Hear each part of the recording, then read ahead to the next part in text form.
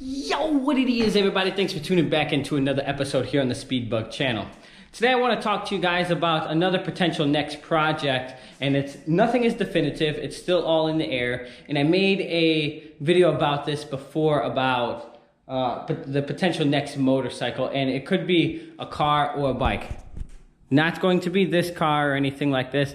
This car is not going to get chopped up and go into a race car or anything like that. This is the old lady's car, so she is enjoying her new yellow C7 Vet. It is great. But where I'm going with it is the next project, instead of a motorcycle, which we still have these, and that one over there, will be an actual full race car. Now, Snow White or so comes home in the next day or so. By the time this video is up, Snow White is probably already home. I just haven't filmed everything, and I will be editing the video. But the reason why I'm talking about this is because when I said a full drag bike or a nitrous bike or whatever it may be, it will eventually be a full race bike, meaning it is not going to be a bike that is ridden on the street. And when I mentioned that in that video. Now, moving away from the motorcycles, it would essentially be a car. The type of car that I'm looking to essentially build and put together would be a real race car, meaning it's not going to be a street legal car or street car just because it has taillights or anything like that. No, this is actually going to be a race car. And I have a fast street car, the Trans Am. I have an even faster street car, borderline race car, which is my Corvette. And when I say that wholeheartedly, that's pretty much where it's at now. It's pretty much the last thing you're going to be able to do to it before it goes full race car. Meaning, you know, bump box, trans brake, turbo 400 or power glide, stuff like that. No, I want my car to remain all of its still comfy features. I still has the 8-speed. It's added the limits and stuff like that. It's got many coolers and all that other jazz that I've added to it. But the car that I'm going to be after is going to be it's not really going to be a car anymore. It may have a steel roof and quarters, kind of like a street outlaw car, but I'm kind of leaving more towards the pro stock / pro mod style car. Obviously going to have a full chromoly chassis as well, or 75-80% of it. My experience and everything like that, I'm looking to potentially go somewhere into the 7s or the 6-second range in the quarter mile.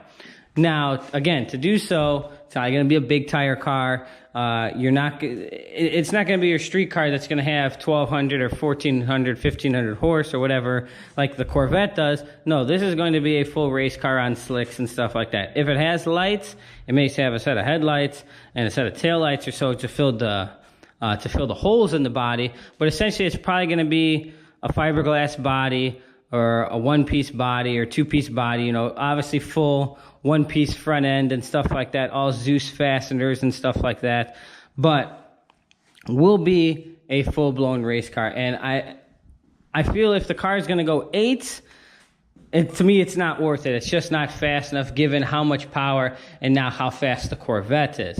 So it's definitely, and for the people that don't know, like, 7s and 8s and stuff like that, no, it's not like going from 15 seconds to 14 seconds or even 13 seconds in the quarter.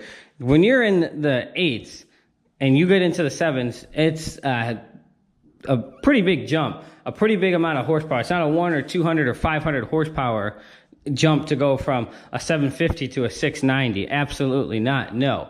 And then hell, the faster you even go, the more power you're going to even need then. So, of course, right off the bat, I am not going to just, right off the trailer going to run, a 690 pass or something like that. No, it's going to take some time to build up and test this car and stuff like that. This is not going to be a, $20,000 car that's going to end up going 6s or anything. This is going to be a full-blown race car that I'm potentially or maybe thinking to buy. So I wanted to share some of that stuff with you. That car may be coming to the channel. I don't know what exact type of car that it's going to be. Probably not a Camaro if I could help it, even though I know it's the exact same car as the Trans Am, but I just like the Trans Am. So if I could find a Trans Am body or anything like that, that would be awesome. That would be great. Hell, even a Corvette, but the Corvette bodies and stuff, I'm looking to see just even like a roller and stuff like that. That's kind of like a C7 or so. They're starting to run somewhere around the 90 to 95,000. Obviously with a cage that's certified to like 650s and stuff like that. So I don't know if I want to spend 90,000 on a roller, considering I'm gonna have to spend another, let's call it, 30,000 on the powertrain between the engine and transmission, and nonetheless the rear, if it doesn't even come with the rear. It just may come with the housing. You may have to put your third member in it or something like that if it comes with like a 9-inch or whatever. But again, looking in to see what my options are like that. So where I'm going with this, I kind of want to ask you guys, would you rather see a cool built drag car like a Pro Mod or a Pro Stock car, or would you rather see an all-out built drag bike? I kind of like the car more. I feel that, of course, the car will be faster than the bike. I think what top alcohol or top fuel motorcycles, they're running 6s or so like that, and it's not hard to make it takes more money, but the motorcycle is not going to be as fast as the car once we get into that speed. The car essentially will be faster if we go with that caliber of a car. But the good thing with the motorcycle, if you do something like that, maybe not 6s, but definitely into the 8s, into the 7s, it's a hell of a lot less to do that on a bike than it is to do in a car. So that's for sure. So that's a lot less to go almost just as fast. That's probably 2 or 3 times more, but you're definitely going to go faster.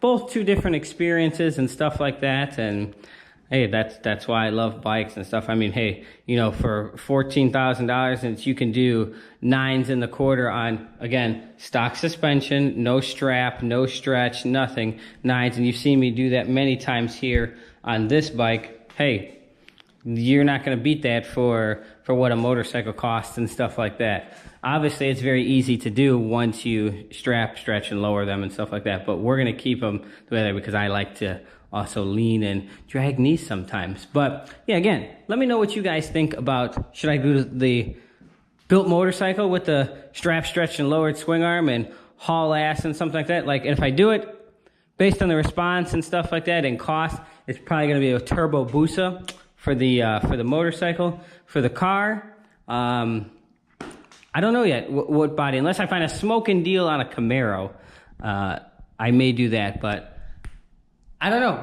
We'll see. It's I kind of also want to buy one partially used and kind of build mine from the ground up. Essentially, because whatever it is, if I build it all 100% from the ground up, let's say the car is $50,000 that I buy and that's a roller, it's going to cost me $100 to do it myself, because we all know you don't get back what you put in it. You get back what somebody wants to pay for it at the time. And whatever it is that you're trying to build and do when it's new, the rule of thumb kind of in racing, if it is going to be new, it's going to be pretty much twice as expensive to start new as if you potentially buy something used. But you just really have to be careful about not getting hosed and not getting screwed over. You don't want to buy a cracked roll cage or a car that's been in an accident that's really been repaired and stuff like that. Not saying that you don't want to drive a car. Excuse me. You don't want to drive a car that's been into an accident.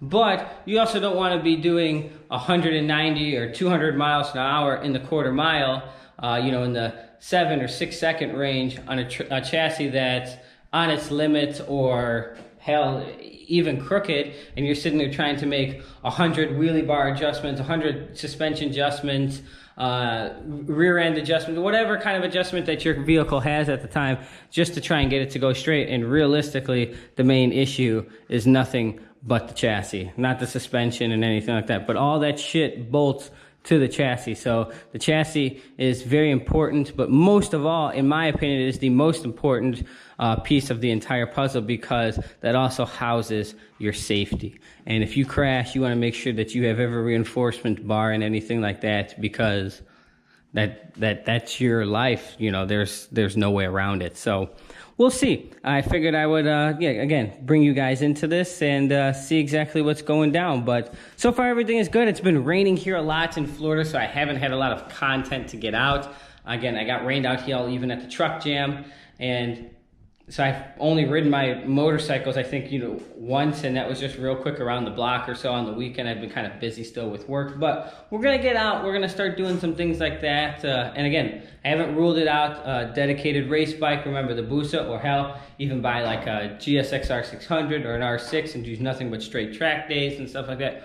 We'll see. There's plenty of options and stuff like that. I'm kind of just weighing all of them to figure out exactly what avenue I want to go down. So Always appreciate your comments and input below. Let me know what you guys think. And I think that's gonna wrap it up here for today's video. If you guys like what you saw, again, Facebook, Instagram, @Speedbug, same name here as YouTube. And we'll see all of y'all for some more episodes here on the Speedbug channel.